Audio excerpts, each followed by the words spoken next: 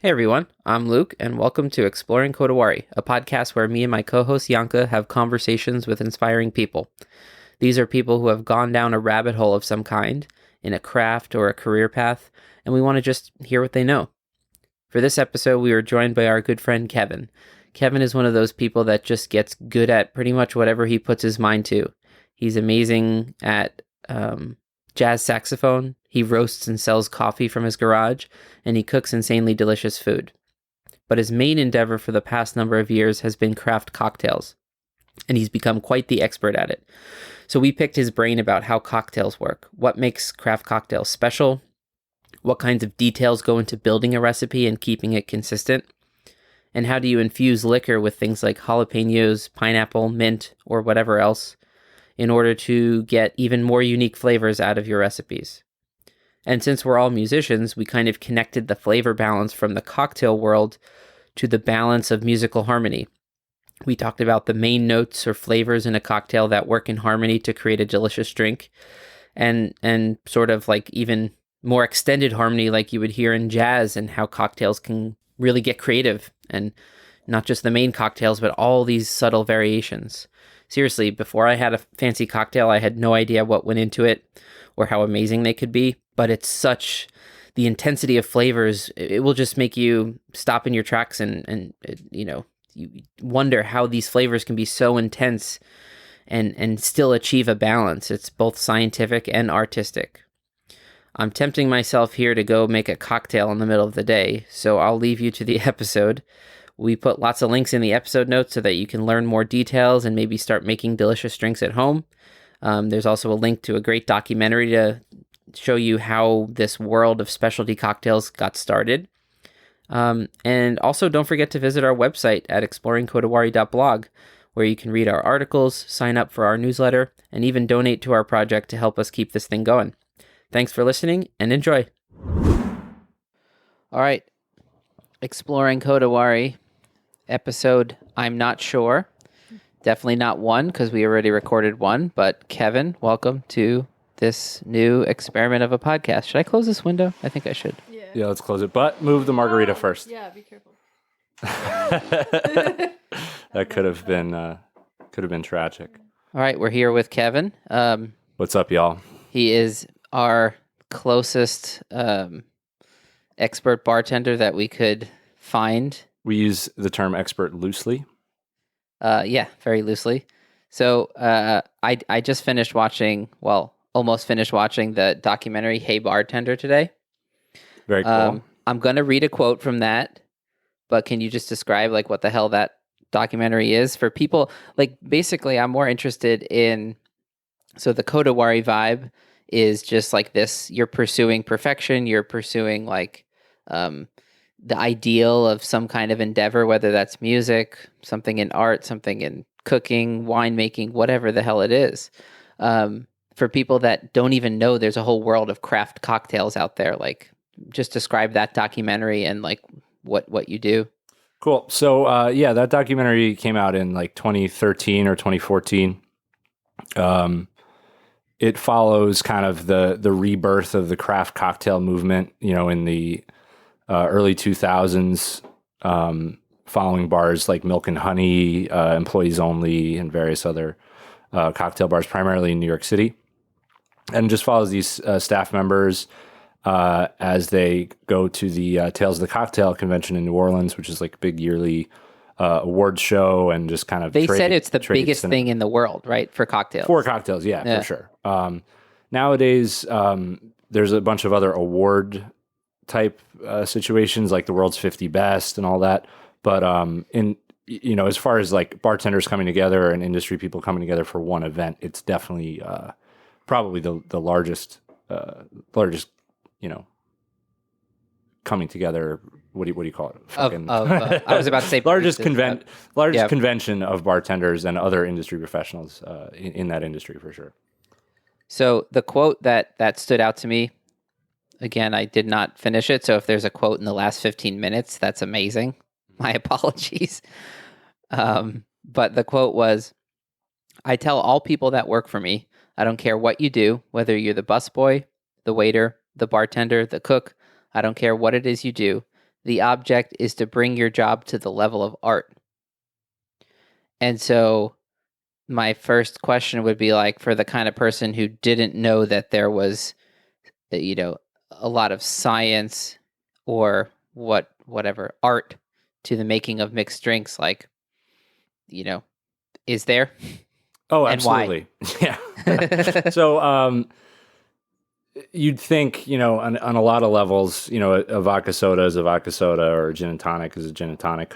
Bud Light's a Bud Light. Yeah, exactly. A Bud Light is a Bud Light, right? That's true. But if your Bud Light's not fresh, or it's being kept in a fridge that's like at a janky temperature, or it's like being exposed to a lot of light, then you're gonna have a bad Bud Light. Even with Bud Light, you could screw it up. You could screw it up. Kodawari you could have a bad Bud Light if you really tried hard. However, nothing against Bud Light. I'm more of a Miller guy myself, but if I were on a desert island, I'd crush Bud Light. Let's just put it that way.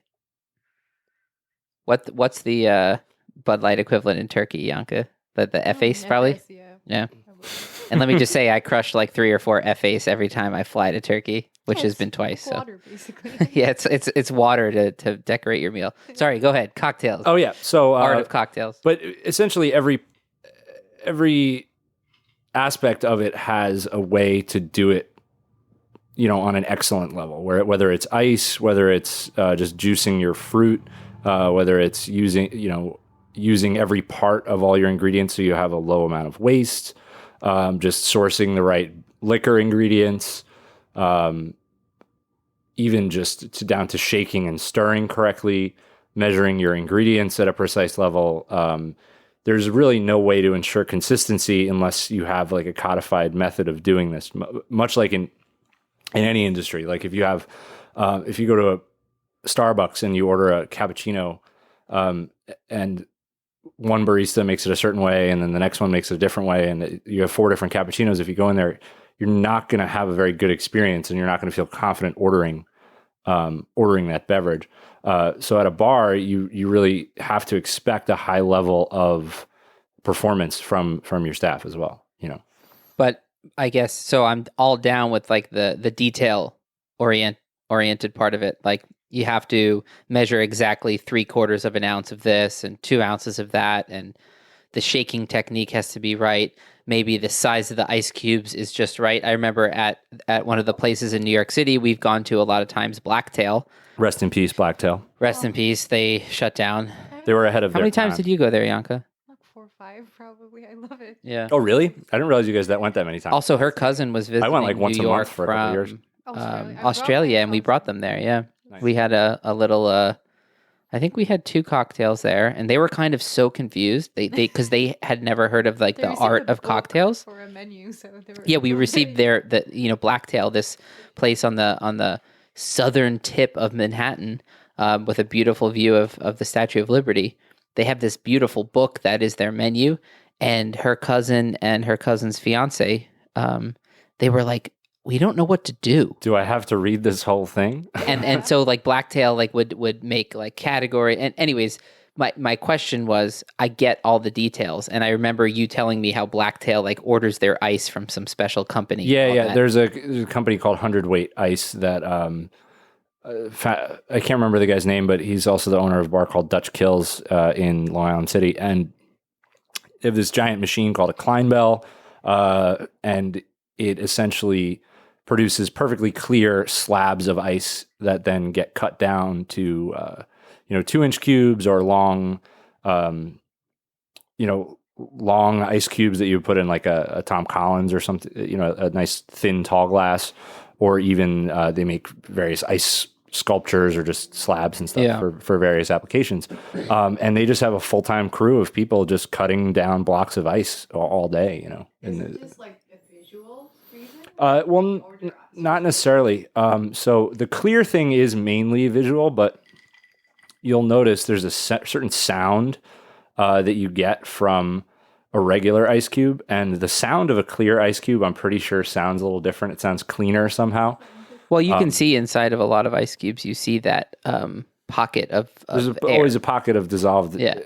Not dissolved, but there's a pocket of air always trapped inside your ice, which is why your ice in your home freezer is going to be always a little bit cloudy. But this machine will make ice that's perfectly clear so that there's no dissolved, there's no gases trapped inside it. You'll be able to see perfectly through that cube to the bottom of your glass. And really, again, it's more of an aesthetic thing. But the idea of having large ice cubes that take up most of the space in a glass actually will help you to retain a cold temperature in your drink for a longer amount of time, which means that they'll taste more similar from the beginning for the first couple sips to the last couple sips, which is a huge thing. You don't want to have similar to preheating your coffee cup so that the temperature is very stable across the life of you drinking your coffee so that you taste it as similar as possible, right? Yeah. Although I'm like the opposite way on preheating the coffee cup. I never preheat my coffee cup for some reason. I like my coffee cooled down. I like to enjoy my coffee at like, I don't know, 120 degrees Fahrenheit. It's kind of like my ideal temperature. I don't like it too much cooler than that. I don't like it too much hotter than that. What I prefer the most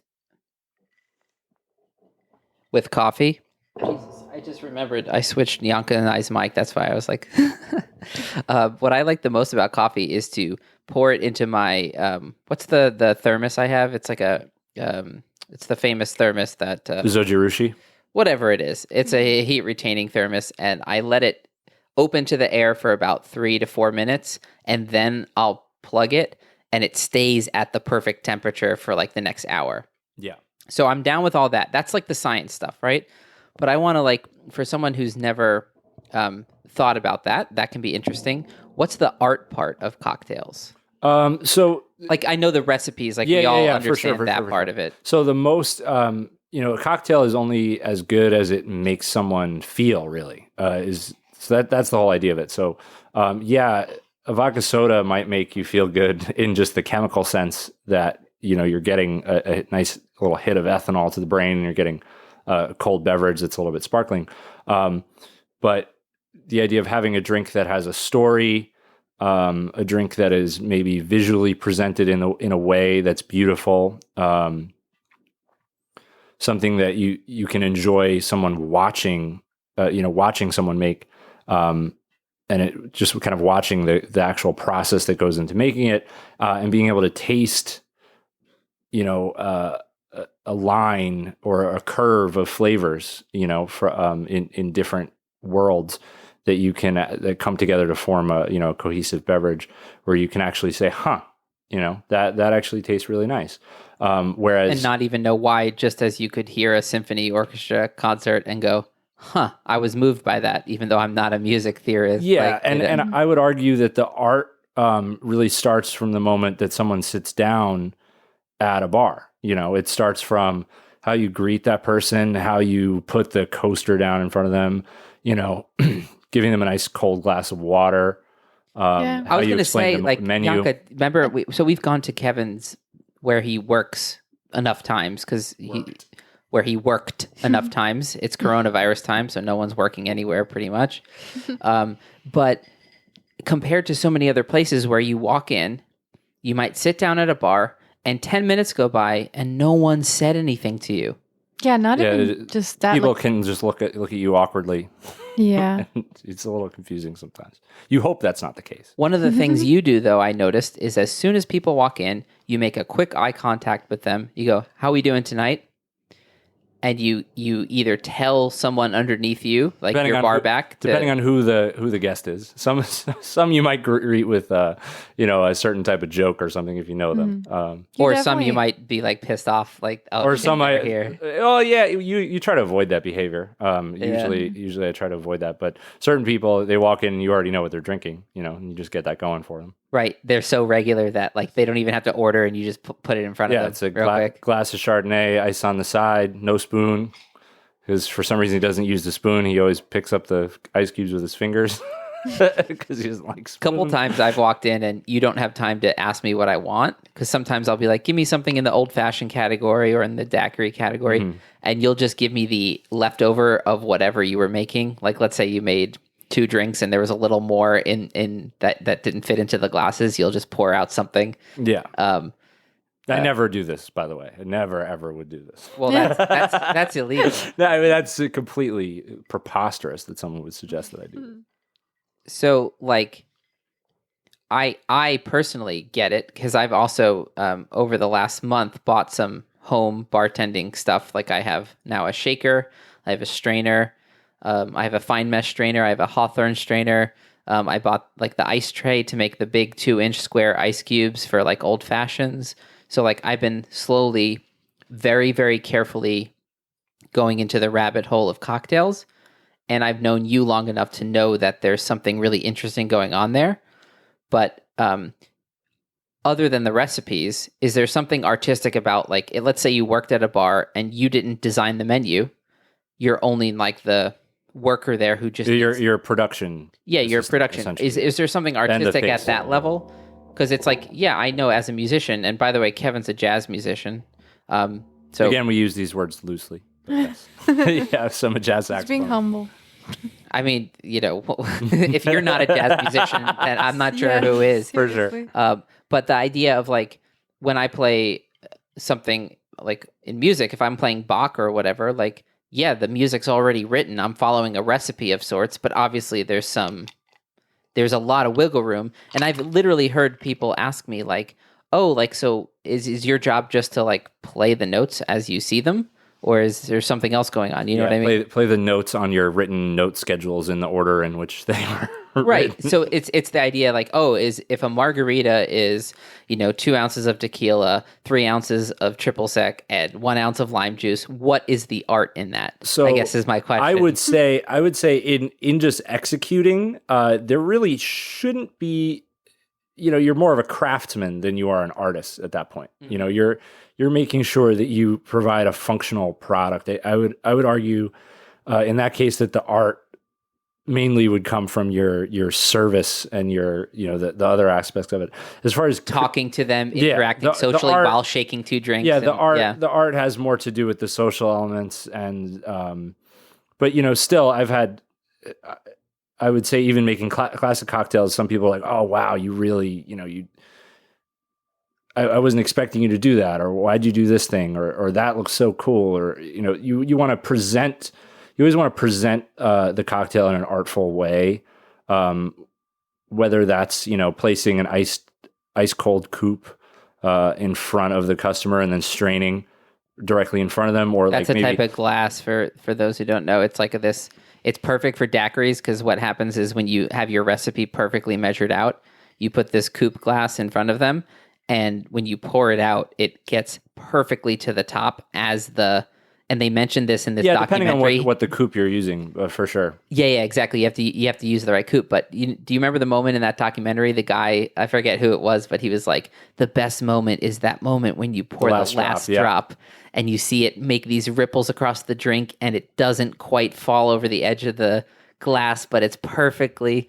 Yeah, I think that's true. Probably the most satisfying part about pouring a drink for a guest is that last drop and also the snap, the sound of the snap of the shaker when you're finally done with the drink. You do love that. I could tell you love that. The snap is nice. Yeah. It feels really good, especially when you do it really clean. You just give it like a nice little. So you're pouring and then you twist your wrist back the other way and it snaps and you kind of look at them like, yeah, bitch, I know what I'm doing. Yeah, you're like, oh, I nailed it. I still got it. I've only made, you know what the equivalent of that? I've only made 10,000 margaritas in my life. Right. But this one's the equivalent in the coffee world is where somebody ordered a latte and you pour like a perfect latte art rosetta or whatever it is you're pouring, and you just kind of move the glass towards them and look at them and go, "That's right." Yeah, I used to get in trouble for that though too, because I used to fill my cappuccinos too high. And it would spill, right? It wouldn't spill. It would have the perfect surface tension on top, usually. I mean, we all spill. It happens. Spills happen. It happens. But, if you pour a perfect cappuccino with just like beautiful milk texture and the crema's right there and you get a nice little heart on top or, whatever the design is, and then you get this just tiny peak of surface tension where you have the, what is it called?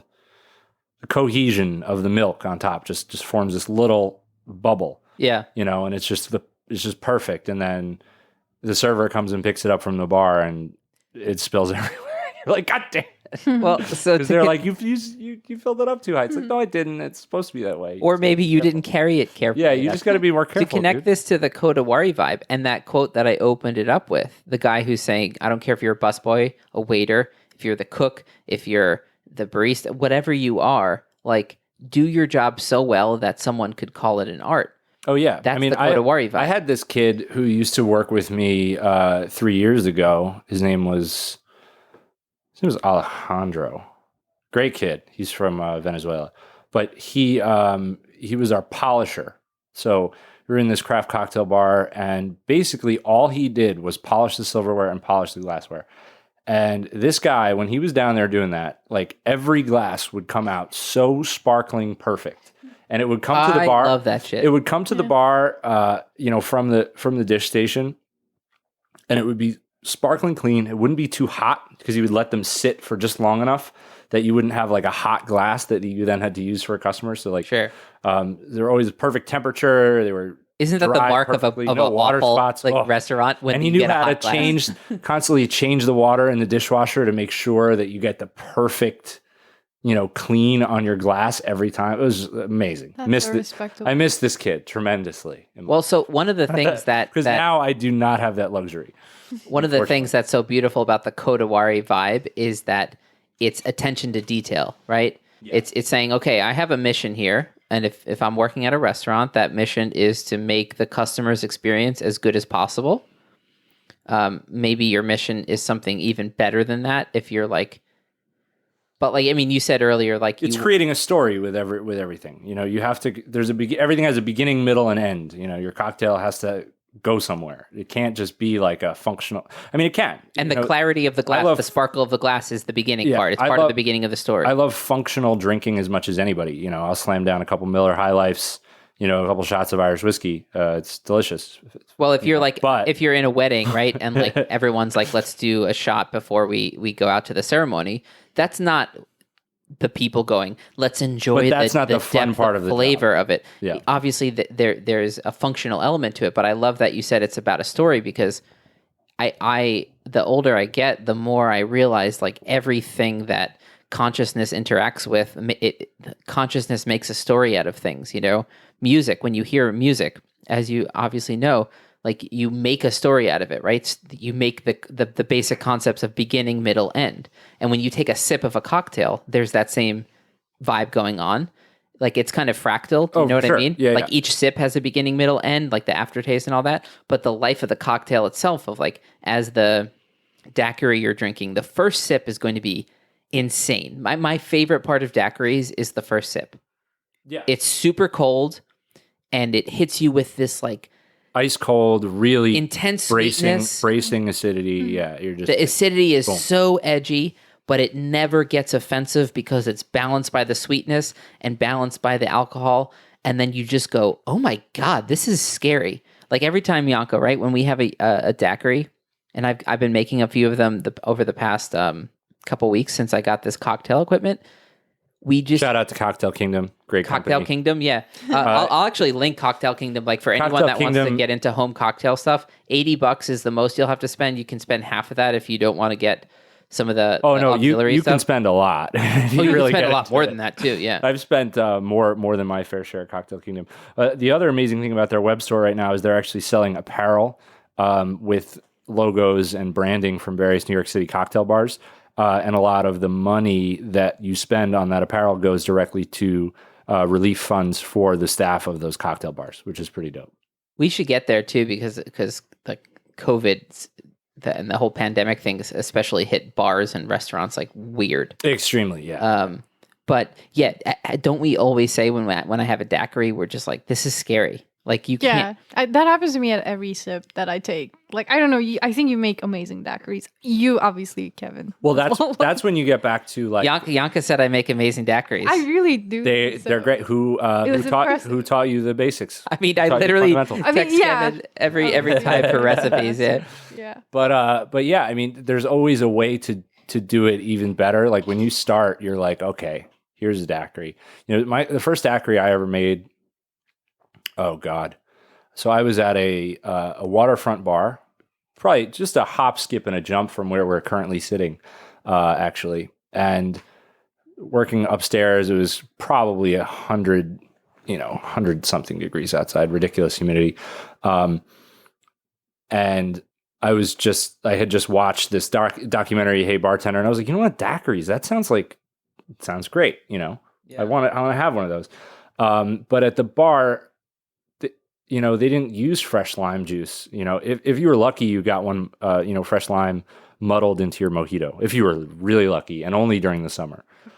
Side note, this is one of the things in the craft cocktail world that made it more craft is instead of using like pre-made lime juice or any of the other ingredients, you were making ingredients fresh, like fresh squeezed lime juice, fresh squeezed lemon juice, like fresh fruit, all that stuff was like real ingredients. Just like with cooking, if you want to make something taste good, you use the real ingredient. And back in the day, there was no other choice, right? If you wanted lime, you had to get a fucking lime, right? You had to get a lime. There was no like dehydrated lime powder. There was no Stop and Shop or like reconstitute. Food Lion, or I'm trying to be diverse around the country of like grocery stores. Winn-Dixie. Shout out to Publix, fantastic. What's a grocery Turkish grocery store? Tesco in the UK. Migros, yes. There's no Migros to get pre-made lime juice. Yeah, no. But yeah, you had no option at that time. But now there's there's a million different options. So if you go to certain places in where we are right now, if I were to walk to 10 different bars and order a daiquiri in this village, first off, it's COVID-19, so you're not getting into the bar. I'm saying even pre-COVID, I know, yeah. right?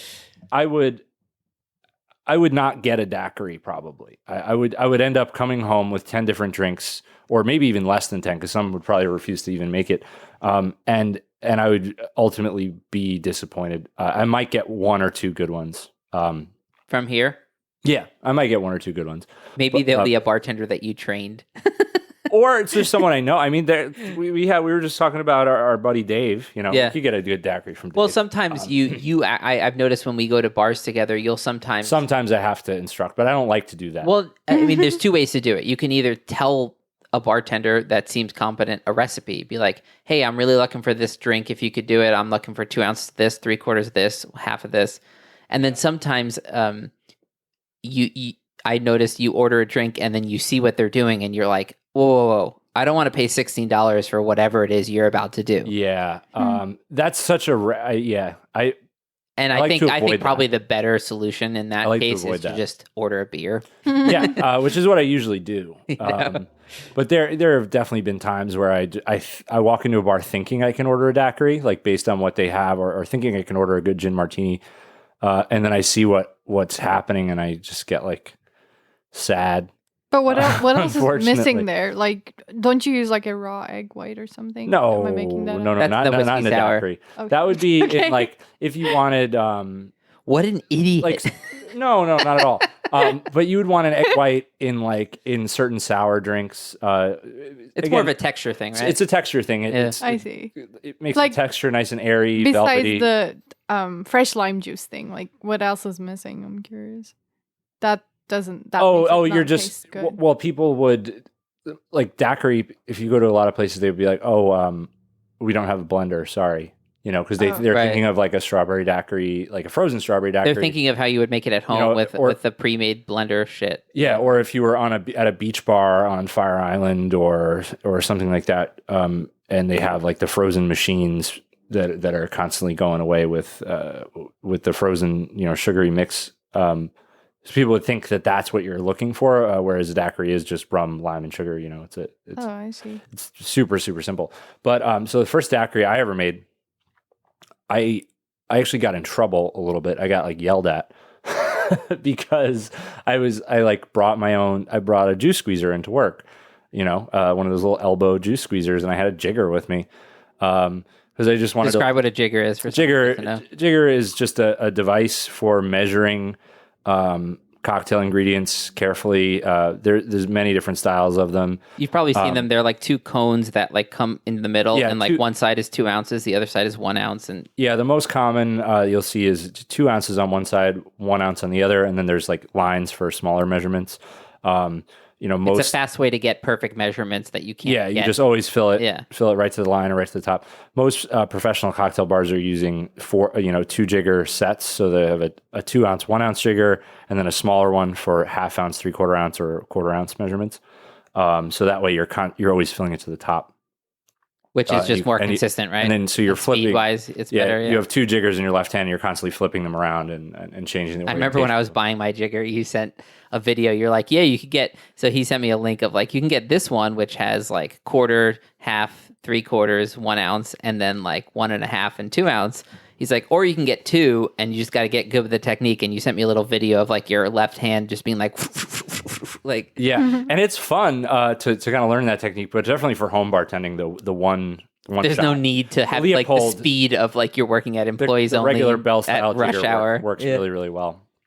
But so like I had a jigger and I was juicing the limes, and they're like, well, why don't you just metal the lime wheels? I'm like, well, because you cut these on Tuesday and it's now Friday afternoon. Like I'm not gonna, it seems bad. Have you ever seen like a citrus fruit let's make this better. Can we make this a little better, guys? Like maybe we should be trying. So like somebody was like, well, why don't you just use the sour mix on the soda gun for that? And I was like, dude, because it tastes like lime Gatorade. It doesn't actually taste like lime. So it's it's a totally different thing. It's the same energy of I won't say who, but I remember we were making homemade pasta with you. This is my father. Oh, okay. Yep. I'll let you say it then. Great dude. He's dealing with some intense back pain right now, unfortunately. Well, feel better. Yeah. We were making homemade pasta at your house, and I remember he came downstairs and said, "What are you idiots doing? They make this in a box. You can just buy this from the grocery store. You don't have to go through all this effort." Yep. And yeah, on one level, he makes a good point. Like if your main concern in life is just to like get the calories in so you can go back out and drive Uber and like, make rent, then you probably shouldn't be at home making homemade pasta. Yeah, for sure. But there's something about like having the spare time and deciding to yourself, I'm going to not do the minimum, but I'm going to aim at something higher, right? Yeah. And same with like not using fresh lime juice. It's like, yeah, that's faster, definitely. But the drink doesn't taste as good. Yeah, it's not as good.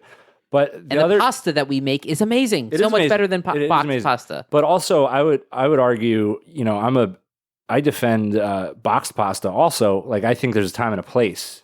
Certain pasta recipes work really great with a fresh egg pasta, and certain types of pasta recipes just work better with a dried noodle, as long as you have a proper type of dried pasta. If you certain brands you get from the supermarket are not as good as other ones. But even you knowing that, I know, is very Kodawari, you're right. Like there's already a level of engagement with whatever you're doing, and some people don't want to engage as much with what they're doing. I would argue the most important thing about pasta is always doneness and finishing the pasta in the sauce. I don't want it to get too much specifically about pasta, but like that's exactly what I love about it. It's important. The Kodawari energy is like you got to undercook your pasta and finish it in the sauce with the pasta, the starchy pasta. I agree. If you're not doing that, you ain't drinking. You ain't actually. And I have to say, like I much like if you're having a daiquiri and you're not double straining the daiquiri, you're missing the point.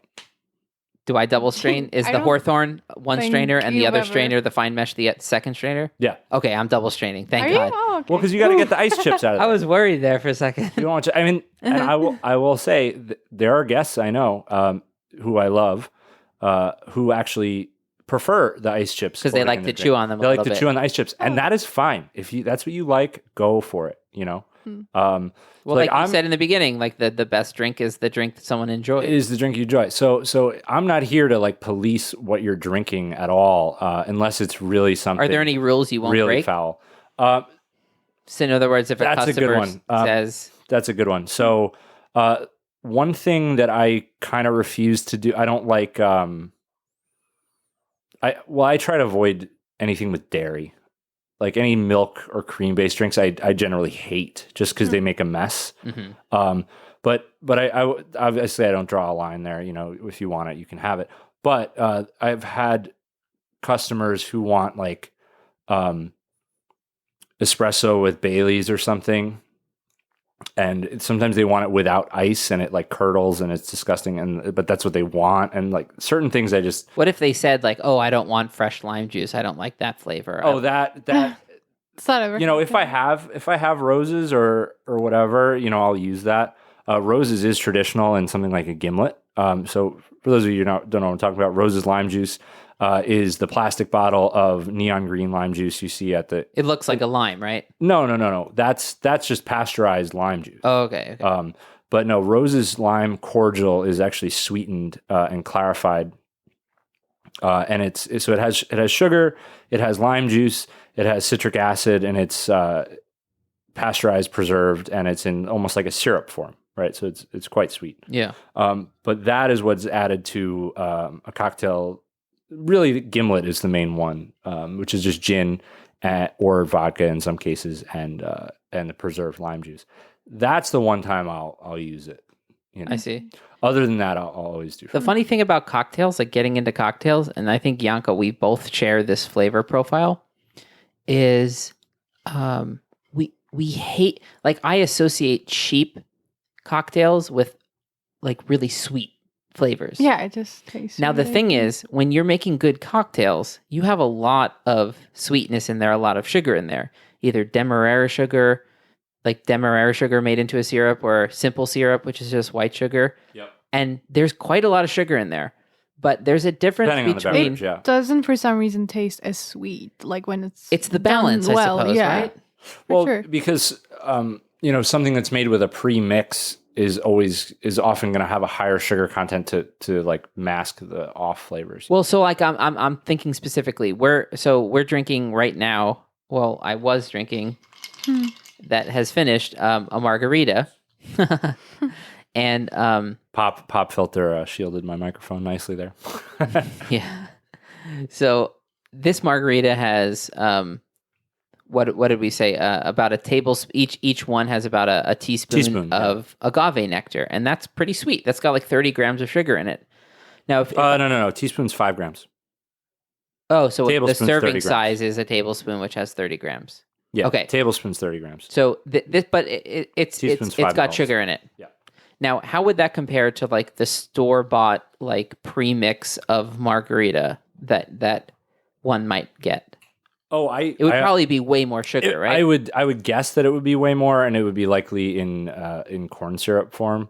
But I can't speak to the specifics. Yeah, I mean, it would depend on the brand and all that. Yeah, I But couldn't say. I remember, like, from when I was younger, all of these cocktail type drinks, I was always a beer guy because I associated with cocktails two things. One, The soda guy. taste is going to be too sweet, and I quit drinking soda and like sweet iced teas and all that stuff from like a pretty young age, right? Yeah. So like I was not interested in like having a glass of soda with dinner because I'm like, this is like, once you stop drinking really sweet things, and I know you used to drink, right? You used to drink soda a lot. Yeah, but always like never with sugar. Like, I really that enjoy, I will say,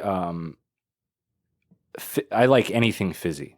Huge fan. Well, So, fizzy, like, same. fizzy is one thing, So but that's an the addiction. sweetness is what I got over. Yeah, and once same. you get over it, your taste buds adjust, and anything too sweet is offensively sweet to you. Yeah. Oh, yeah. And so, like, I associated cocktails as being like these overly sweet things, and I just like blocked off my alcohol intake to never, like, if I were ever at a bar, even if I were at a fancy bar, I would be the loser that probably gets a beer because I just don't. I had no knowledge of what to get. Now, of course, I would know, like, if I'm at a really nice bar, I could get an old fashioned or a margarita. I could get these categories of drinks that I know. But I guess the point I'm trying to make is the sweetness in a good cocktail is integrated, right? Yeah. Much like saltiness when you're like just getting food at a restaurant, if it's perfectly seasoned, there's You don't something notice there's it. something perfect about that. Yes. Where, Yeah. where you're it's not the salt itself that you're tasting, it's the salt bringing out the other flavors in the dish. Whereas that's the same thing that a sugar syrup does to an old fashioned, the perfect amount of the sugar syrup and the perfect amount of bitters is going to bring out the base flavors and the base sweetness in that whiskey. Okay, let's talk then. We're all musicians. We all know, well, I don't know if, I don't mean all you listeners are musicians, but all of us here sitting, Yanka's a violinist, I'm a trumpet player, Kevin plays saxophone, and since he's a jazz saxophonist, he plays flute and clarinet and whatever else. Yep. You can get by on a lot of instruments.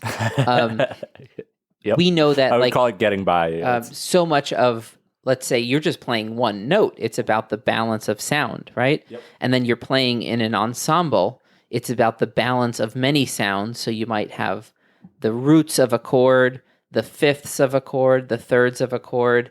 The whole group has low sounds, mid sounds, high sounds, right? Your extensions. And if you're in the jazz world, you have all these extensions of like 7, 11, 13ths.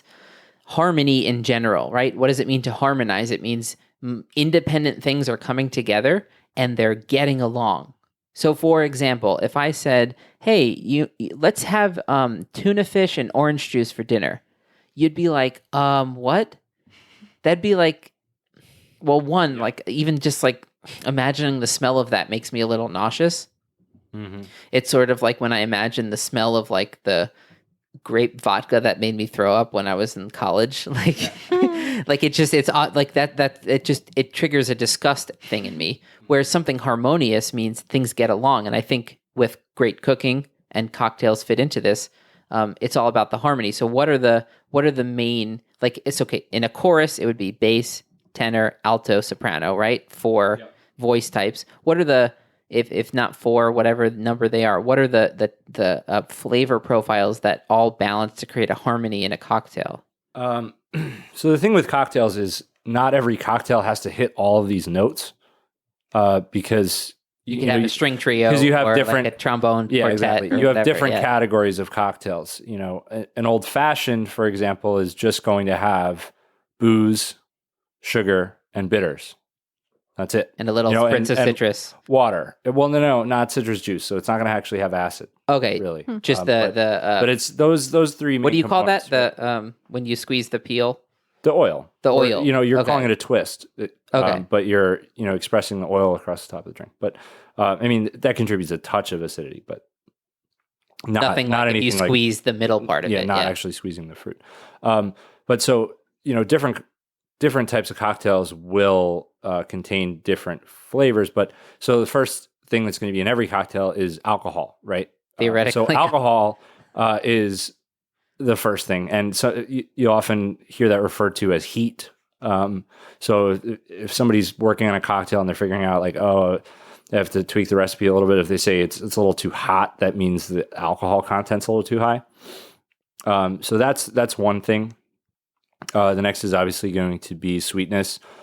Almost all cocktails will have some degree of sweetness, with a few exceptions. Obviously, everyone's getting into like health conscious cocktails now. Well, like if you're a keto, right? Yeah. So some people will do, obviously a martini is going to have a very low sugar content, if anything at all, from your, just gin and dry vermouth.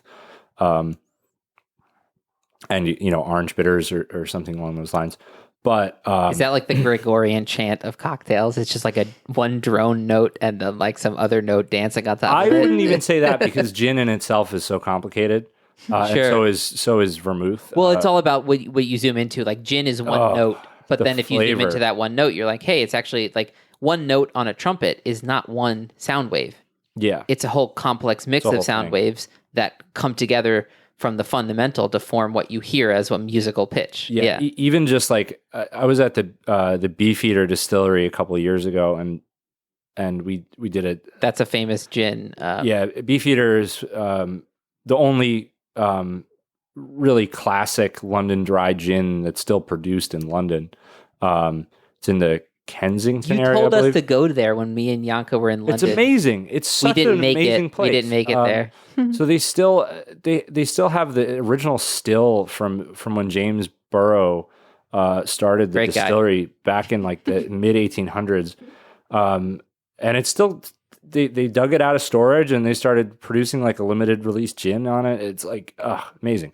But in the tasting room, they had us tasting the gin, and you would smell one of the particular botanicals, and then you taste a sip of the gin, and you can then it trains your palate to be able to pull that flavor out and actually identify it.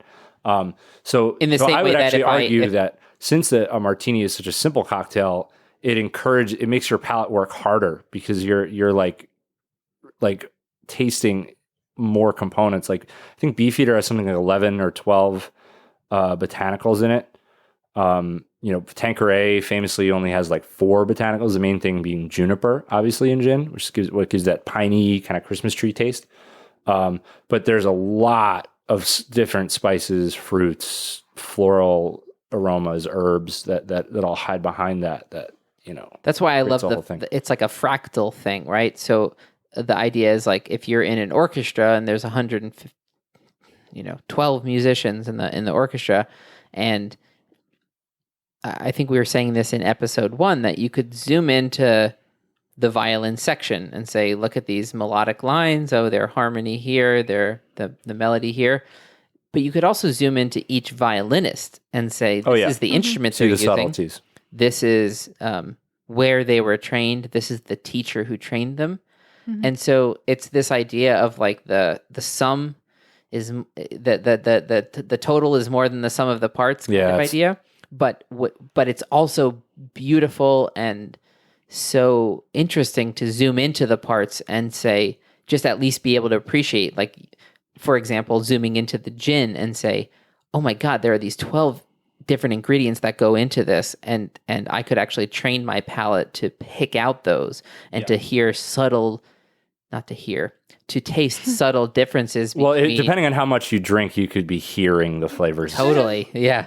You can be seeing them too. You never really know.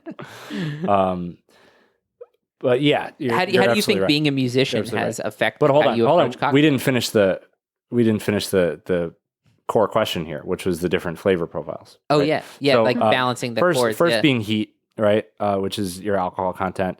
Next fractals, I told you, fractals. Next being sweetness, which again, most cocktails will have some degree of sweetness, but not all. And that basically, and then in addition, you have bitters, right? So bitters are commonly these very, very potent tinctures that contain a bunch of herbs, spices, stuff like that. You can get them in a grocery store. Yeah. Your most common Angostura bitters will be available in most local grocery stores. And you're just using a few drops, a few dashes per cocktail, and it kind of acts as your like salt and pepper equivalent. Totally. And like if you want to like taste a bitter, just like put it on your tongue and you'll be like, oh, wow. Delicious. They're also commonly used, like people drink bitters in club soda or bitters in ginger ale to like help them deal with a hangover or an upset stomach or something like that, because they are originally developed to cure various digestive ailments and that kind of thing. And that's a whole world you can get into. I don't even think we want to go there. We can go there if we do part 2. Yeah, let's make an addendum. Let's plant a flag there for possibly going there. Campari, which we just had Negronis, right? Campari was actually sold in pharmacies during Prohibition in these funny little, like, I think they were triangle-shaped bottles.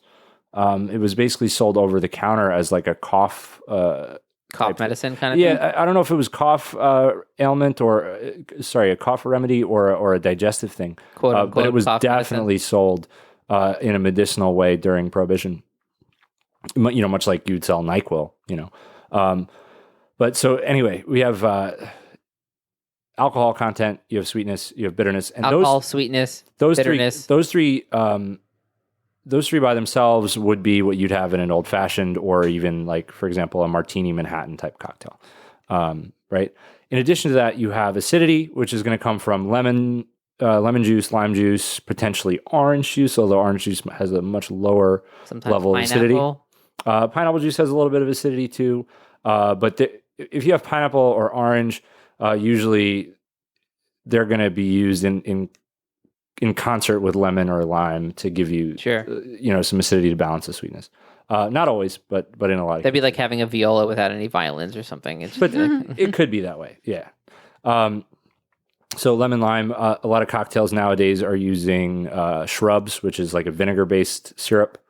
So instead of water in your sugar syrup, you're using vinegar, such as an apple cider vinegar or red wine vinegar or something like that. Your syrup, your acidity could also come from something like that, or even a fermented product like a tepache or something along those lines. I have a question here. So I'm just curious, is there like a sort of tradition where you don't touch? Like, for instance, for like a margarita or like an old fashioned, like you absolutely don't touch the recipe. Like, for instance, for classical music, if you're playing Bach people like have a certain type of interpretation, like you can't experiment here, you know, like it will be Or at least some people think that, yeah. yeah. I would say Like, is there a certain drink or like a flavor profile that you can't touch? It's absolutely not open for any experimentation or whatever. I was just that's a curious. funny one.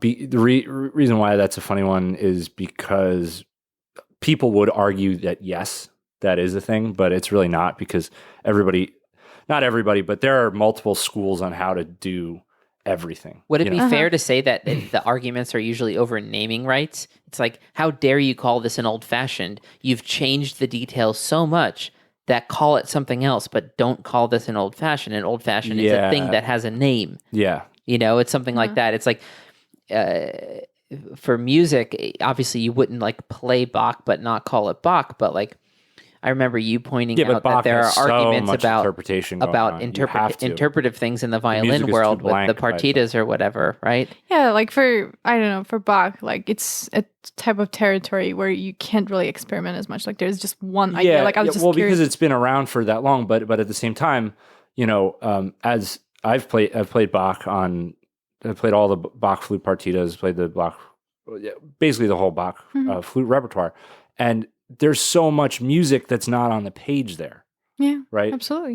So at a certain Which point, would be the same as saying at a certain not point, in the I would- recipe. At a certain point, I would argue that it's unfair to tell somebody that you can't experiment with it because Bach did not write it down. If he didn't write down this crescendo that you're doing, you know, who's to say that everyone has to do their crescendo? Right. If he did not write down the fact that it's written ba da da dum bum bum, and you went ba da ya da ba dum ba ya da ba ba da, right? Well, ornamentation in music, yeah. You don't have to do that. It doesn't. But every recording of the Bach flute partita has that exact same ornamentation. It's you don't have to do that. Yeah, I'm just curious if there's like a certain. But yeah, I would argue drink that where you that just no, can't mess. there is nothing. Is there a JS because everything's Bach going to of change. cocktails? Even the martini. Yeah, I mean, you could say Jerry Thomas is kind of that guy. JT. He was this like famous bon vivant type cat who wrote a bunch of cocktail recipes, traveled all over the world, did a whole bunch of stuff. But a lot of his, because he wasn't using modern methods and modern tools and modern measurements, all his recipes don't make sense to your modern He's like palate. 3 shakes of a lime juice, and you're like, what are you shaking out of? Yeah, he'll be like 1 wine glass of rum, half a wine glass of, and it's like, what do you mean a That's wine how glass? Turkish recipes are. They're Because- like 1 water glass of this. I'm like, what water glass? Yeah, because nowadays, you know, you go to a restaurant, a wine glass is 16 ounces. You know, it's a big glass. Yeah. So you're saying, am I filling Those the wine Chardonnay glass to glasses the for the top, Karens or out there, right? yeah, am I filling the wine glass to the top, or like it just doesn't make sense to a modern palate. But also, you know, you'll notice that some of these recipes, if you look at them, they're like way too sweet. Mm-hmm. If you do them exactly as written, just the people eat and drink differently now tastes than they did change 100 over years time, ago. right? Yeah. When I listen to trumpet playing from like the 1960s and 70s, like let's say you listen to old New York Phil recordings, that type of trumpet playing is just not in now. It's not tasteful. You would say it's too aggressive. It's not pretty enough, right? Same thing. Like Like with it's too violin. edgy. I mean, it's still. too aggressive. And part of that Aggressive. comes from recording technology at the time. That's and who also knows how true, much the yeah. recording technology affects that, obviously, yeah. Because also you listen to you know, the Duke Ellington big band or the Count Basie big band, and you know, if you listen closely, objectively, they're just not in tune. Sure. It's like, yo, that just ain't in tune, but it sounds fantastic. That sounds happens great. a lot. Yeah. Sounds great. Well, what's but in if tune? you listen to everything, like they're all over the. The vibrato is sometimes so wide, it's whoa, whoa, whoa, whoa, all over the place, and you're like, wow. If you listen really closely, it sounds terrible. Same thing, yeah, in the trumpet world. And then you vibrato is zoom so out and different listen now. to the whole thing, and you're like, wow, that really sounds great. But Well, it's artistic, But most people right? are not going to play it that way nowadays, and it's going to be cleaner. And maybe better in certain senses, but it's not going to recapture the Certainly magic. it of the inspires original, me in certain ways, in the sense of like when you hear, I think it's fair to say musicians today, generally speaking, are more skilled and exact with how they play. Oh, And for sure. a lot of that has to do with the conservatory the training. pedagogical approach that exists today in conservatory training. A lot of that has to do with the technology of the instruments. So bows are being made better, violins are being made better, trumpet I'm mouthpieces not are sure being about made that. better. Saxophones are so much more in tune now. Yeah. But like the sound isn't the same. You know, Well, so but there, it's wild. do you know that Camus quote? It says like, "If the world were clear, art wouldn't exist." Yep. So there's an element that when I listen to that older trumpet playing, I sort of, like you were just saying about the Duke Ellington stuff, like you sort of want that, right? So in a sense, like in the cocktail world, you would almost want to taste What they that, were tasting that back rough then. approximation of like whatever because it was true, right? It had like an artistic truth to it, which is like, oh, we're not measuring in these like perfectly factory designed jiggers that have 1/4 of an ounce exactly, but it was the feel of it that went into it, and it has a different artistic impact than if it's just perfectly measured and all the technical details. Well, are the there other kind of thing is back then, and it was a novelty to be able to have something like that. You know, Isn't it just a novelty and to again, have booze people- that tastes amazing? Yeah, but yeah, because a You lot get of to your get stuff was drunk so, and it tastes so amazing. high. A lot of the stuff people were drinking was not so high quality at the time. But I would argue there was also a big novelty to having even an ingredient like pineapples, right? Sure. Like a pineapple. I forget what the number was, but 7. so like the pineapple is like the universal symbol of hospitality, right? And the reason why it's really I common, had no idea that. really that's a common thing. in door knockers. Like there's a lot of pineapple shaped door knockers. I've never seen one Oh, pineapple dude, shaped all door over the knocker. place. Have Look you? for them, dude, everywhere. Everywhere? No, Hotel no. lobbies. You go into hotel lobbies. There's pineapples everywhere. I've been in a lot of hotel lobbies. I've never seen a pineapple, bro. Anyway, pineapple is a common symbol of the hospitality industry because back in the day, the pineapple was a very valuable fruit. It was very hard to find one, especially in the United States or Europe, right? And if you had a guest of honor coming over and you happen to have a pineapple, you would save the pineapple for them. You'd be like, all right, you know, you get the VIP treatment if you get to have some pineapple. Yeah, Because you're this our pineapple guest, yeah. costs, you know, the equivalent of today's, you know, like $10,000 or something like that. I don't remember the exact detail, but it was some absurd amount. A rare commodity. Some absurd amount of money would be the equivalent of having a pineapple in your kitchen. Nowadays, you can get it from $2.99 at the grocery store, right? What were we talking about? You were talking about pineapples. I was talking about pineapple. Where did we get to pineapples? Why did I start? Pineapple's a universal symbol of hospitality. Yanka, you want to help us out? So this is a perfect time to talk about the cocktails we're drinking, which might explain why we forgot what we were talking about. Yeah, So- I'm 2 Negronis and a margarita. Yeah, deep so right let's now. let's just talk about those because this is actually probably the first time I've had a Negroni, although I'm not totally sure about that. So start there. Like, what did we drink before we started recording the Cool. Negroni? So the Negroni really Smooth transition, huh? Yeah, not smooth at all. We'll figure a way to edit that maybe. Nope, I don't know. not going to do that. Not going to do that because I really want to know what I was talking about with the pineapple. Well, I'll find out when I'm editing it. Yeah, I won't be able and to then change maybe the we'll past. maybe we'll put an addendum. Yeah, Jesus. But yeah, so cocktails, folks. So a Negroni is a simple cocktail, usually equal parts gin, Campari, and sweet vermouth. Gin, obviously, we already talked about. Campari is a bitter aperitivo. Aperitivo is something you drink before dinner. It's low in alcohol. It's a little bit bitter. It's supposed to stimulate your digestion. As we talked about, it was Get your juices going before you have your entree. It was a medicinal thing during Prohibition. It's a northern Italian ingredient. Bright red in color, super bitter. It's got a little bit of sweetness to it. It comes from orange peel, various herbs and stuff like that. And then as well as sweet vermouth. Vermouth being a fortified wine product. It's got a little bit of bitterness, but it's primarily just like this rich herbal wine with a lot of additional sweetness and added alcohol, right? So equal parts of those 3 ingredients, gin, sweet vermouth, Campari, would be a Negroni. Drink invented by this guy allegedly named Camillo Negroni, who was a count, but he wasn't really a count. His grandfather was maybe a count. There's a lot of disputed history on this front. But essentially the guy I have was... no opinion on it. Yeah. So the guy was like he was an archery instructor and a professional gambler. Oh, Count Negroni? Yeah. Yeah. No, I know him. Yeah, no, he died like a long time. Wasn't he an archery instructor? Yeah, he was. Yeah, You're that's right. what I thought. So he was from Italy, and of course he traveled in the United States a lot on this whole archery situation. It's a good one, right? So he's teaching people how to shoot traveled bows a and lot on arrows. this whole archery Played a lot of situation. poker, and as he's traveling in the United The States, setting was perfect to invent a cocktail. it was, but like he's experiencing all these American style cocktails, which at the time were very booze forward. It was a lot of alcohol. You're having martinis, Manhattans, that kind of thing. Were kind of the Americans love the martinis, right? yeah. At the time they were very popular. So the American style of cocktail was something that was on the stronger side that had a little bit of hard alcohol in it. At the time in Italy, however, they were drinking really light beverages. So if you were drinking Campari, you would just have a Campari and club soda, right? You have something that's really light and low in alcohol, and you'd have maybe 12 of those, right?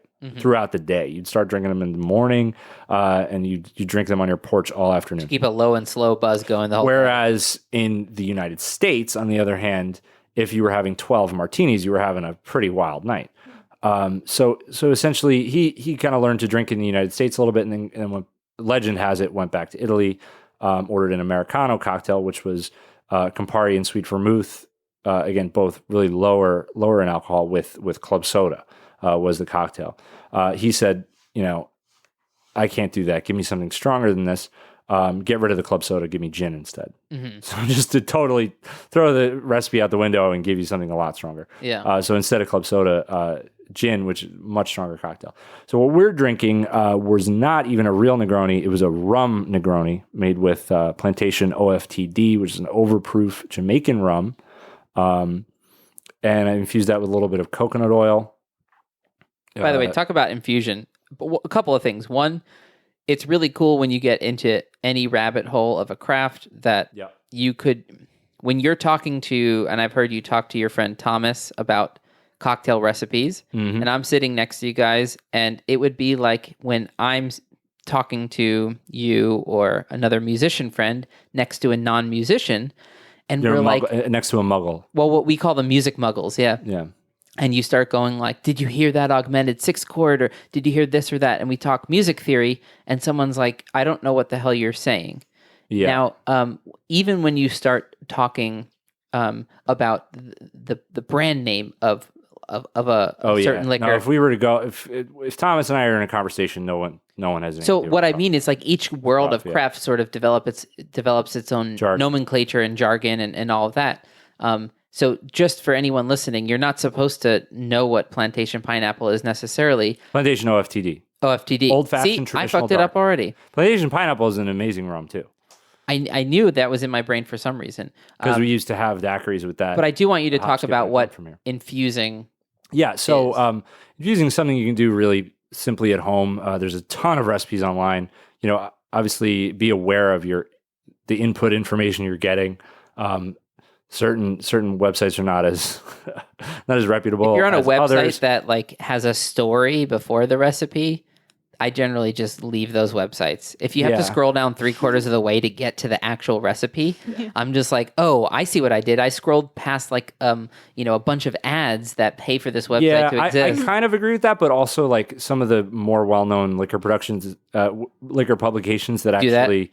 Yeah, they do. Okay. But the thing is, then don't take my advice. The thing is, there'll be 2 pages. There's like, there's the story about it, and then you click through to the recipe on another page, and it's just a dedicated recipe page. But anyway, like certain infusions are really, really simple. Other ones a little more complicated. This particular one I did was this overproof rum, mixed it with some coconut oil. Obviously, as most of you know, coconut oil is a fat, right? I don't want to be drinking an actual fat in my cocktail.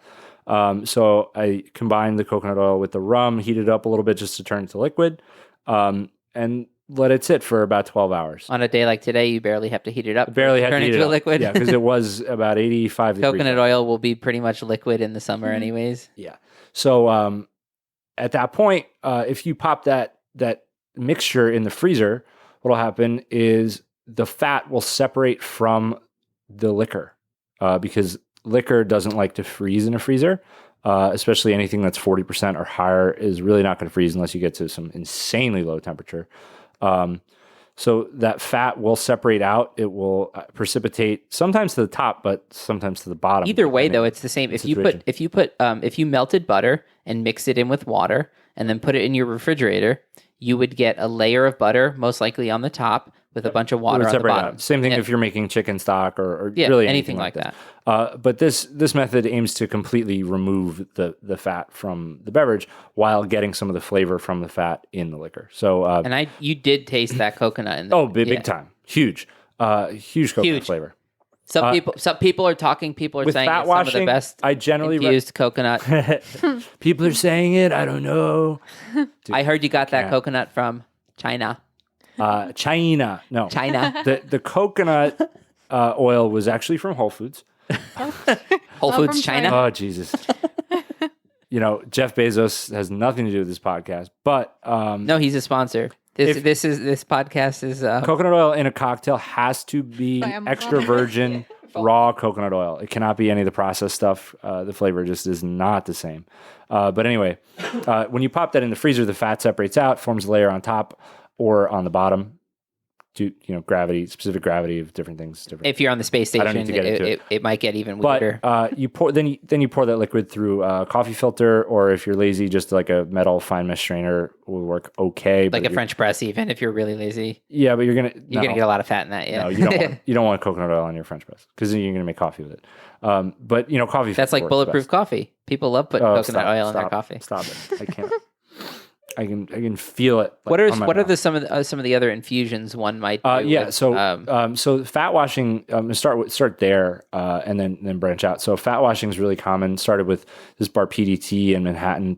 Please don't tell PDT, which is in the East Village over there, and they're one of the kind of pioneering cocktail bars as you saw in the documentary. Documentary. We'll you link watched this today. documentary. You can rent it for like $2 on YouTube or So they iTunes or one of their groundbreaking drinks was something called the Benton's Old Fashioned, which uses the super smoky bacon, and they take the bacon fat and infuse it in their bourbon, and it's absolutely delicious. Sounds Really fucking delicious. Luke, you've tried it.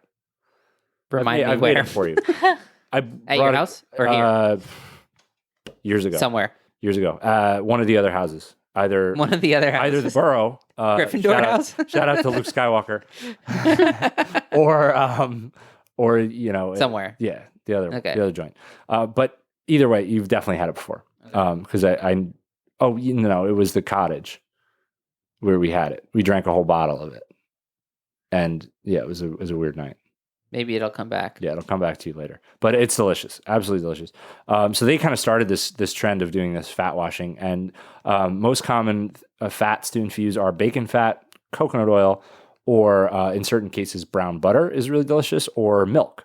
And basically, all of them work the same way. I recommend about I want to say 4-to-1 ratio of liquor to fat, and then again, you're going to freeze it and strain it out through a coffee filter. Speaking of ratios, is there any resource that you could recommend? And I'll link in the episode description for like a good place, central place someone could go for recipes. There's not necessarily one central place, but there's certain blogs to check out to really like. Maybe we could just post the handle like the basic on it. recipe for the main cocktails. Yeah, no, I'll post the recipe for the ones we did today for sure. Okay. I'm a huge fan of Jeff Morgenthaler. He's a bar manager from Portland, Oregon. Really, one of the most like professional guys in this industry. Has had this blog for years and years and years. And when I first started in this industry, I looked to his blog every time I was looking for like, all right, where do I start? Like, I don't know where to start with this concept. I wonder if he has an article on it, and he has an article on it probably. You know what that's like in the and he has music two world? books. One's when you want to called- hear a yeah. recording of something, right? Oh, yeah, You're for like, sure. I don't know where to start know with where to start. playing this piece. I need to hear somebody I respect playing it, So he has two books. One's called The Bar Book, and the other one's called Drinking book bar. Distilled. Oh. The Bar Book is more about technique and getting your cocktail shit together. The other one, Drinking Distilled, is just like more of like a companion to drinking. It's got a lot more anecdotes and stuff. It still has a lot of recipes and technique stuff, but the Bar Book is more hands-on. More of the art side of it. Both delicious, fantastic books. But yeah, I would start with his blog. There's also a ton of resources just on Instagram, even punch.co craft.com and liquor.com probably are going to have the most just general recipes that you can follow. But really, the way to get started is books. The Death and Company cocktail book, Modern Classic Cocktails, is a great place to start, as well as for some of you want a little more colorful stories and stuff. That the book itself is a little dated as far as the recipes, but Dale DeGroff's what is it called? You're asking the wrong cat. Dale DeGroff, Craft of the Cocktail. It's fantastic. As well as any of the books by Gary Regan. Again, rest in peace. Gary passed away, I don't know, a little less than a year ago, I think. But he was one of the main guys as well to do a lot of drinks and cocktail writing and bring the craft back. So I want to kind of zoom back out to the forest level. One of the things I love about Craft World. Can we take a cocktail break? Well, I think we're just going to end this part of the podcast. Okay. If we do 2 parts, we'll do 2 parts. But I kind of want to take it back to the forest level. Like, I love the fact that, like, with any craft, coffee, cocktails, music, whatever the thing is that you're into, you can zoom in all the way to the detail of, like, not just the trees, but like the leaves on the trees and the cellular structure on the leaves on the tree. But then, of course, you can always zoom back out and see the forest that the trees make up, right? Yep, hear the birds. Well, and just kind of see the landscape. So I kind of want to go around and we'll end with you. And I'll start with you, Janka. What's your favorite part of cocktails? Like what we went to London and Kevin gave us a few cocktail bars to go to and we went to them. Where did you often. actually go in London? What's the one with the door that doesn't have a handle in Chinatown? Chinatown? Oh God, Experimental Cocktail. Yeah. Experimental Cocktail. Yeah, we went That there like place is 4 wild. times. I went there so many times too because the other place First time we couldn't find it. The other places closed so early, and my hotel, like the bus got off right next to that place. The woman who So it served was us so there easy. was basically like the Game of Thrones character. She was like, "You know nothing, Jon Snow." Like, I had this really. Sure. yeah, she was very attractive. I had this very attractive perfect accent. Ukrainian woman who was just like no nonsense, like absolutely no nonsense. And the moment they were closed and doing last call, which was like midnight, these bars are so much earlier than we are here in New York, or here in Nebraska, South Dakota, wherever we are. But our bars are open till 4 a.m. Yeah. So I'm in London thinking like, oh, it's all gonna be open late. It's on a Sunday night and they're closing everything at 10 p.m. I'm like, but I just got here, and she's like, no, we're closed. Like, yeah, it's the thing. call. Like everybody's got to go to church, man. Like it's the whole thing. Like Yeah. the Church of England is literally the church of the government. They're like, nope, Sundays we don't want you to drink as much as other days. So it's got to close. It was pretty wild. So, but a great what's place. your favorite part about cocktails, Janka? I mean, for sure, it's that how much thought goes into it. It's just so, I don't know, niche. I really appreciate the work that goes into it, or the thought. Like, it's just very Yeah, I didn't appreciate it perfectionist. until I knew about the thought. I didn't know about it either, obviously. Like, you, Kevin, like, taught us a lot about it. So, yeah, after that. Actually, you For got me sure. into coffee back in the day. First, yeah. You got me into cocktails now. I think there's a pattern here. The next thing we don't know what it's going to be. Well, I'm scared to fall into more rabbit holes, but Me too. as That's much why I as I'm won't brew inspired beer. by them. I won't Yeah, get you into don't root want to beer. get into like anything that you're going to regret. I would say my favorite part of cocktails, for better or worse, is the fact that the buzz you get is so different. And so the memory I have is, I don't know if you remember this, Kevin. I was playing a Baroque opera Oh yeah. on the Solid Lower guy. East Side. It was at like some museum. It was the Fairy Queen, Purcell's Fairy Queen. And It was hot. It was really hot. it was About hot. the same temperature. It was and supposed to be humidity an as it was today. supposed to be an outdoor concert. Thunderstorms came. It transitioned to inside. It was sold out, but some Show of was the people killing. some of the people didn't make it to the second half, which ended up being inside. You were coming from a bar, and we were in touch. We were going to meet up, but then I was like, "Hey, man, like if you just come at intermission, I'll definitely get you into this concert." So you were smoking a cigarette outside. Intermission happened.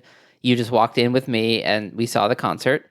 And then after the concert, we went to Blacktail. Yep. And that was one of the first times I had 3 or 4 cocktails Oh, I went to in one Beatrix sitting. Inn first before that. Now I remember I had a That's what- yeah, $38 that sounds about burger. right. Yeah. Yeah. You were That was you a were good you were day. flipping out about a $38 burger. That was Yeah. amazing.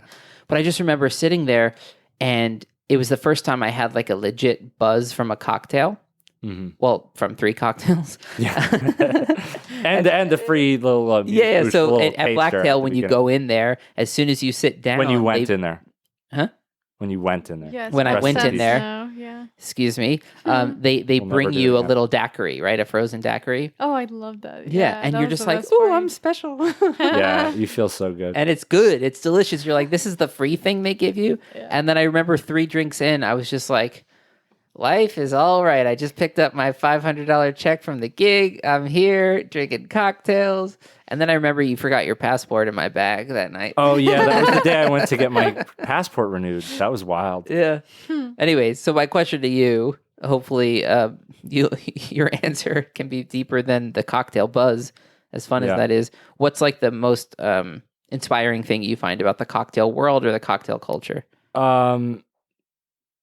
What I love about it is really the industry part, more than anything, is like just kind of the brotherhood and the friendship you get from working with people in those, metaphorical trenches or whatever.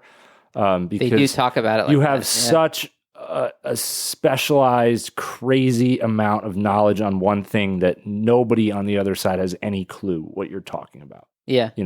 And you spend so many hours with the same people. You learn exactly the way they move, exactly the way they talk. All their You can- idiosyncrasies. you yeah. can literally anticipate their next move, their next word. They could just make a gesture and say 2 words. They'd be like, "Hey, can I get the thing?" And you know what that thing is. Yeah. You say, "Can I get that guy?" And you know. So They- much you like just know. chamber music, Um, basically. Because Yeah, would you say it's like chamber music? Like Yeah. when you're working Yeah, with the it's same similar. people? Yeah.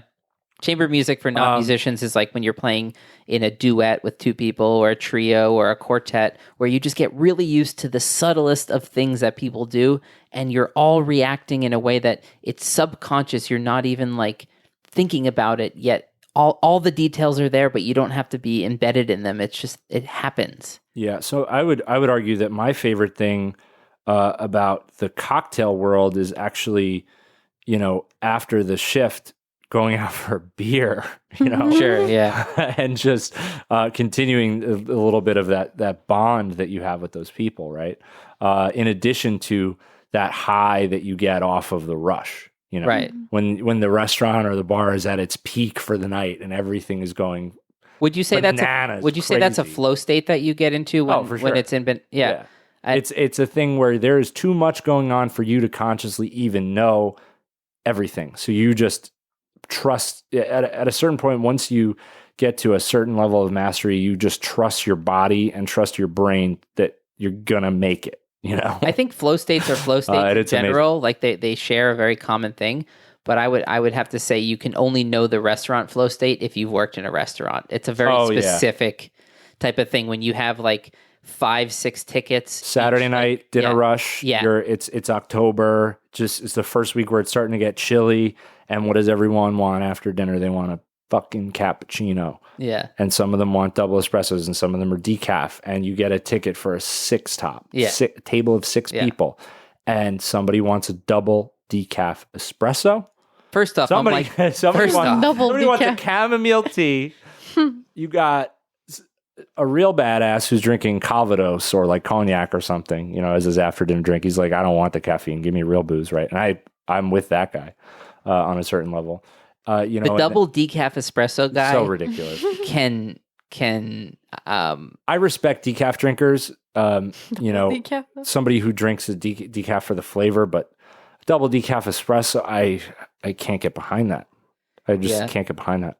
But yeah, double decaf espresso, and then you got 3 cappuccinos, but the left group head on the machine's broken because somebody lost the basket. You get this point every time where there's too much. There's that one little straw that just breaks everything. Yeah. And it that takes is is my one favorite. weird thing that ruins like your ability to handle the order. And sometimes it's not even when you're that busy. Sometimes you might only have 2 people at the bar, but somebody wants a sauce on the side, and you go to the kitchen and you can't find the guy you need to talk to, or like, And then you come back out. I had a situation once where a line cook, I left the bar to go talk to one of the line cooks in my kitchen regarding a dessert, and I was like, "Hey, man, I would like to do this dessert as a gluten-free option. I just want to double check with you to make sure there's no gluten, flour, graham crackers, anything like that in the actual ice cream. It was an ice cream-based dessert, so we were doing it without the cookie crumble or whatever, right?" And I was like, "Are we cool?" And he was like, yeah. No, you can just have it the way it is. It's gluten-free, even with the crumble. I'm like, that doesn't seem right, man. Like, it's cookie crumble. Like, there's definitely some flour in there. That's not right. Part, He's like, no, it's gluten-free. So I'm like, I don't trust you, but I don't know where the chef is. So I'm just gonna ring it in without the cookie crumble anyway, And then like, it became this whole thing that just set me back for like, 20 minutes. Or for example, you look at the ice machine and you're out of ice, and there's just 10 people there and waiting for drinks. And you're like, wait, where did the ice go? Oh, they had a big order for oysters. You can't speed up ice. You can't go any faster. Yeah. I at this bar, there are certain hard limits in a restaurant. In the neighborhood where we are right now, where there was a square bar, about 10, 40 chairs total, and I got stuck there in the middle of December, and it happened to be a 65-degree day in December, and I was literally just at the bar chilling. Nothing was happening all day. I was like, all right, it's going to be one of those December Saturdays. No customers. I just cleaned the bar. No money. I prepped it out to get ready for the night. I cut a bunch of fruit, it was ready to go. And then all of a sudden, boom, every single chair was filled, and the whole place was at least 3 deep. And I was just running in circles, getting everybody just go as fast as possible. That's the reality. Some people can't handle a job like that. And what I find most none impressive of us really about can, but you have to. But you do. You make it seem like you can. Some people handle it better than the others. You make it seem like you can. I can. I don't, not to brag, but I'm pretty fast. But part of the way I get through it, and part of the way that I enjoy getting through it, is I let off steam in a way that I find fun and enjoyable. I joke around with my coworkers in an aggressive, dark manner sometimes, and we just fuck with each other all day. Yeah, that's part of and working in a restaurant. It's like this whole thing, and I have to have people to bounce off of and joke with and fuck around. Otherwise, like that stress, it kind of keeps the gears going, right? And there's also like an internal dialogue constantly going on, and you're talking to your bar back, and you're talking to your other staff members, and so so on the surface, like if you hear the actual words that come out of my mouth, I might be like, fuck this shit, fuck, just as part of like a mantra, just to keep me going and keep you grounded to reality, and keep you like, all right, thinking, all right, I have 3 margaritas, 1 salt, 2 no salt. One of those no salts, like testing the one of those no salts is going to be up, but the other 2 are on the rocks, and then I have 2 Grey Goose martinis, 1 shaken, 1 stirred, both no vermouth, 1 dirty. It's like you that's like the limit to which most human brains can really process. And then you get 4 more tickets, and you're just like, all right, here we go. Let's just see and then someone's like, hey, I'm gluten-free, but I want meatballs. And you're like, yeah, sorry, bud. I love you. I appreciate that that's what you want. But what you're going to get in that case is just a plate of loose ground beef, because you can't hold the meatball together. Yeah. But that's not what I want. I want meatballs, and I want them without gluten. So if nothing else, I appreciate the rush, and I appreciate the camaraderie, and I appreciate that. That's my favorite. There's definitely a camaraderie, and I've never been a bartender, but I've worked in enough restaurants and observed enough restaurants to see that camaraderie, and that's for sure. Like, it's palpable when you're at a good restaurant. You can see that people are working just as an ensemble, and even at a bad restaurant. I've worked at bad restaurants where I've had some of the closest friendships I've ever made. Oh, yeah, but I mean, there's something extra special when you're at a place where everyone has the Kodawari vibe of like, we're aiming at that artistic, like we want that, we don't want minimum competency. We don't want the food to be good enough. We don't want to cut corners. We want to make it as good as we can, just because that feels better, Yeah, absolutely. And I think it's really important. Like, there's so many of these topic areas. You just have to know. You might not know anything about bartending, but you should know that there is an entire world, a lifetime of knowledge that you could dive into and learn, just like with anything. Yeah. All right. And well, yeah.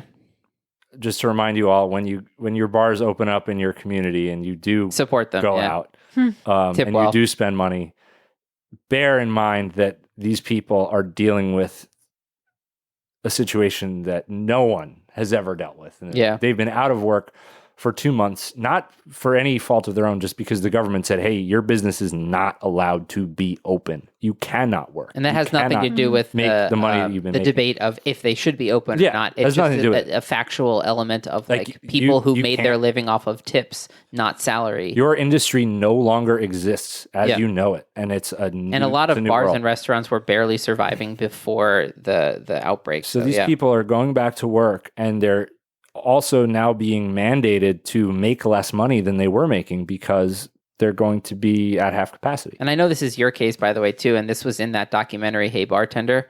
So many of these craft cocktail bartenders have like masters and bartenders. PhDs. And they're highly educated people that got sucked into the interesting and complex. And it's not just like, oh, you're a bartender. It's like, yeah, you could work at the local pub and be not really caring and be a bartender, but Yeah. there are these niches where highly educated people choose to go into it for the artistic and the challenge of it. It's like not an easy job at all. For sure. And sometimes it has nothing to do with education. Sometimes it's just some people are just really smart. And Oh yeah, I mean they could have chosen whatsoever. never to go to college and still be smart. I mean, as I've always said, I know people who have PhDs that are not as smart as people that never went to college.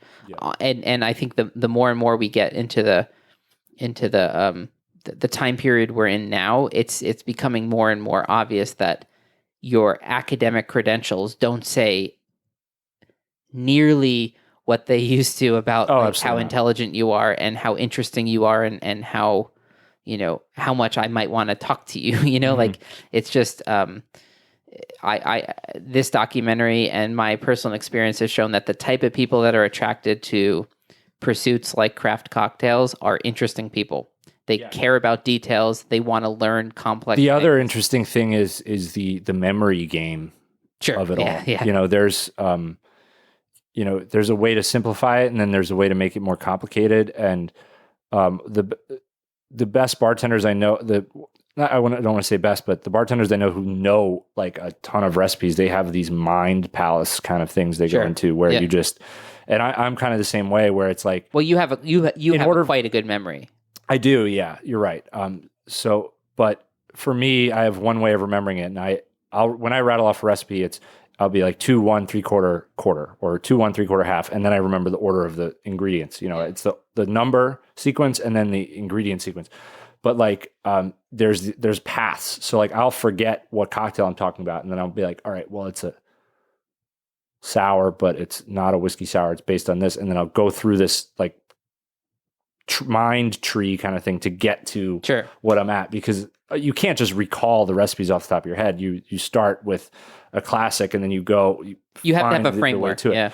So most of the bartenders that really have these memories and can know the depth of the recipes and the depth of the history of all these cocktails are people who are often musicians and often people who are in other similarly math-minded things.